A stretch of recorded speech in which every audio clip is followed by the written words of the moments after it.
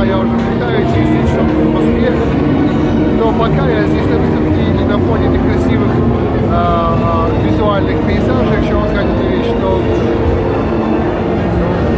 правда, я уже много раз говорил об этом, много раз все было сказано и сделано, и пройдено, и обговорено, и много разговоров, и много обсуждений, и особенность любой, наверное, китайской выставки, они практически не разговаривают на английском, и многие даже не понимают свой китайский, потому что все приезжают из разных провинций, а в каждой провинции свой диалект, правда, они даже друг друга иногда зачастую очень тяжело понимают.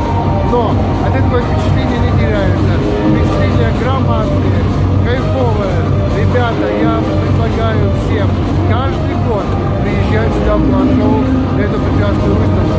Ребята, сейчас я иду, собственно говоря, я иду кушать.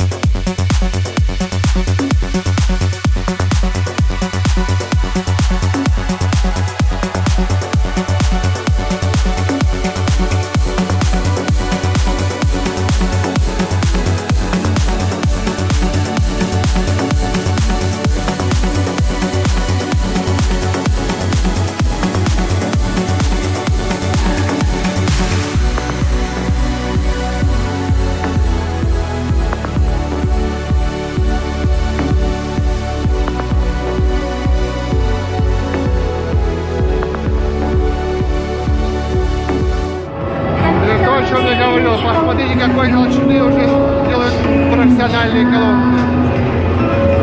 Вот и толщина. Это толщина. И знаете, я хочу вам сказать, что звучит очень неплохо.